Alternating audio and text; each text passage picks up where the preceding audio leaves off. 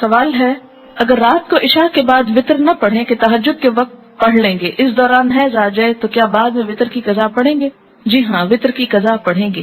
یا مثلاً آپ نے ارادہ کیا کہ آپ تہجد پڑھیں گے، اتفاق یہ ہوا کہ آپ کی آنکھ نہیں کھلی، تو آپ کیا کریں؟ فجر کی سنتیں پڑھنے سے پہلے وطر پڑھ لیں۔ لیکن اگر بھول گئے تو پھر کیا کریں؟ دن کے کسی حصے میں اس کی قضا پڑھ لیں۔ دبر کیا ہوتا ہے؟ اینس کو ANUS پیٹھ کو کہتے ہیں۔ اگر شلوار پر ایک سپاٹ حیض کا لگا ہو، واشنگ مشین میں دوسرے کپڑوں کے ساتھ کیا اس کو دھو سکتے ہیں؟ ایسا نہ کیجیے، اس کے داغ کو الگ سے اتار کر واشنگ مشین میں ڈالیے، اور اگر آپ نے اس کو دھونا ہے تو یا تو الگ دھوئیے تاکہ سارے کپڑوں میں نجاست نہ پھیلے، اور اگر بھول کے ایسا کر بیٹھے اور ہو گیا تو سارے کپڑوں کو اچھی طرح پاک کر لیجیے۔ اور پاک کرنے کا طریقہ کیا ہے کہ کم از کم 3 دفعہ ان کو اس طرح دھویا جائے کہ سارا اس میں سے پانی نچوڑ لیا جائے، اور آخری مرتبہ جب وہ پانی نچڑے تو وہ صاف نظر آنا چاہیے۔ اگر کسی کو نماز کے دوران بلیڈنگ شروع ہو جائے تو کیا اس نماز کی قضا بھی ادا کی جائے گی؟ جی ہاں، اس لیے کہ نماز جب ایک دفعہ شروع کر دی جاتی تو بیچ میں اگر وہ ٹوٹ جائے تو اس کی قضا لازم ہوتی ہے، اور ٹوٹنے کی وجہ کوئی بھی ہو سکتی۔ عام وجوہات کے علاوہ زور سے ہنس پڑنا، کہکا لگانا جو ہے یہ بھی نماز توڑ دیتا۔ مثلاً آپ نے نفل نماز شروع کی، آپ نماز پڑھ رہے تھے کہ وضو ٹوٹ گیا، کوئی بھی وجہ ہو سکتی ہے وضو ٹوٹنے کی، آگے آئیں گی وجوہات، تو اس میں کیا ہے کہ اب آپ یہ نہیں کہہ سکتے اچھا نفل ہی پڑھ رہی تھی نا، خیر ہے اب چلو چھوڑو۔ نہیں، جب آپ نے ایک نماز شروع کر لی اور وہ بیچ میں کسی وجہ سے فاسد ہو گئی تو دوبارہ وضو کر کے یا پاک ہونے کے بعد اس نماز کو ادا کیجیے، اس کو توڑ چڑھائیے، جس کو کہتے ہیں نا سرے لگانا۔ نفل ہو، فرض ہو، سنت ہو، وطر ہو، تہجد ہو، کچھ ہو، اس سے کوئی فرق نہیں پڑتا کہ وہ نفل ہے یا فرض ہے۔ اسی طرح روزہ ہے، مثلا رمضان میں آپ نے روزہ رکھا اور آپ کا ٹوٹ گیا روزہ بیچ میں، تو آپ کو قضا رکھنی ہوگی، خواہ ایک لمحہ پہلے ہی کیوں نہ ہو۔ سوال ہے اگر پیریڈز ختم ہو جائیں اور بغیر نہائے ہسبینڈ سے تعلق قائم کیا جائے تو کیا یہ جائز ہوگا؟ یہ پیریڈز کے بعد پہلے پاکی حاصل کی جائے اور پھر شوہر سے تعلق قائم کیا جائے۔ آیت ہے وَيَسْأَلُونَكَ عَنِ الْمَحِيضِ قُلْ هُوَ أَذًى فَاعْتَزِلُوا النِّسَاءَ فِي الْمَحِيضِ وَلَا تَقْرَبُوهُنَّ حَتَّى يَطْهُرْنَ فَإِذَا تَطَهَّرْنَ فَأْتُوهُنَّ مِنْ حَيْثُ أَمَرَكُمُ اللَّهُ إِنَّ اللَّهَ يُحِبُّ التَّوَّابِينَ وَيُحِبُّ الْمُتَطَهِّرِينَ۔ اس سے کیا پتہ چلتا پسندیدہ صورت کیا ہے؟ يُحِبُّ الْمُتَطَهِّرِينَ۔ تو اصل جو ریکوائرڈ ہے وہ کیا ہے؟ فَإِذَا تَطَهَّرْنَ، لیکن کسی حد تک رخصت ہو سکتی ہے حتیٰ یطہرنا سے بھی۔ یطہرنا کا کیا معنی ہے؟ ڈسکنٹینیویشن آف مینسٹرل بلیڈنگ یا بلڈ کہنے۔ اب آپ دیکھیے کہ یہ ختم ہو گیا لیکن ابھی نہانے کی ضرورت ہے، تو بعض فقہا یہ کہتے ہیں کہ اس حالت میں اگر ایسا ہو جائے تو کفارے کی ضرورت نہیں۔ اچھا، یہ جو ایک بات اور تھوڑی سی واضح کر دوں کہ یہ جو بتایا گیا تھا نا کہ پیریڈز کے دوران انٹرکورس کا کفارہ 1 دینار اور جب یلش ڈسچارج ہو تو آدھا دینار ہے، اس کے بارے میں تھوڑی سی وضاحت اور کرنا چاہوں گی۔ پہلی بات یہ کہ پیریڈز کے دوران انٹرکورس حرام ہے، اگر کوئی اس کو حلال جانے تو وہ حرام کا مرتکب ہوگا۔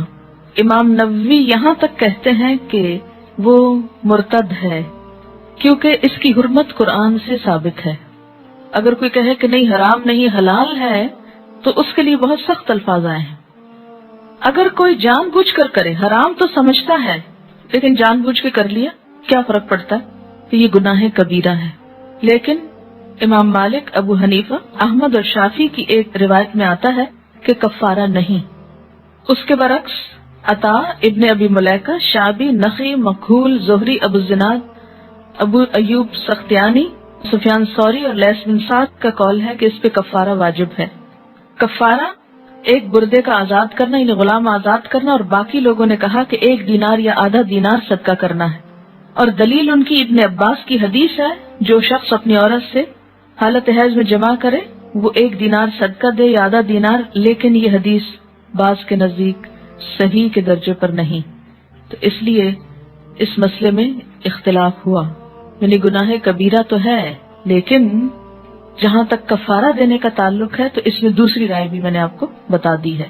اب آپ دیکھیں کہ اگرچہ حدیث صحیح کے درجے پر نہیں، اسی وجہ سے علماء میں اختلاف ہوا، لیکن بات یہ ہے کہ گناہ کبیرہ کا اگر کفارہ کسی حسن درجے کی حدیث سے بھی یا اس سے کم درجے کی حدیث سے بھی ثابت ہوتا ہے، تو اس میں یہ کہ احتیاط کا تقاضا یہی ہے کہ انسان دنیا میں ہی ایسے گناہوں کا کفارہ دے دے تاکہ آخرت میں پکڑ نہ ہو۔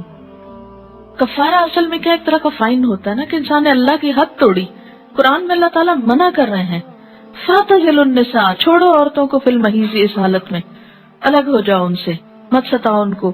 تو اس میں اب یہ ہے کہ بار بار اگر کفارہ دینا پڑے تو بہت ساری چیزوں کی ایک طرح سے پیش بندی جاتی، ٹھیک ہے نا۔ عورت کے لیے نماز کی قضا حیض میں نہیں تو پھر روزے کی قضا کیوں ہے؟ کیوں کا جواب یہ ہے کہ نبی صلی اللہ علیہ وسلم نے ایسا فرمایا ہے۔ کیا یہ جواب کافی؟ یہ کافی ہونا چاہیے ایک مسلمان کے لیے کہ آپ صلی اللہ علیہ وسلم نے ایسا ہی فرمایا ہے۔ اب یہ ہے کہ جب ہم اس پر راضی ہو جائیں آپ کے فرمان پر، تو اگلی بات یہ کہ ہم حکمت تلاش کریں کہ اس کی کیا وجہ ہو سکتی ہے۔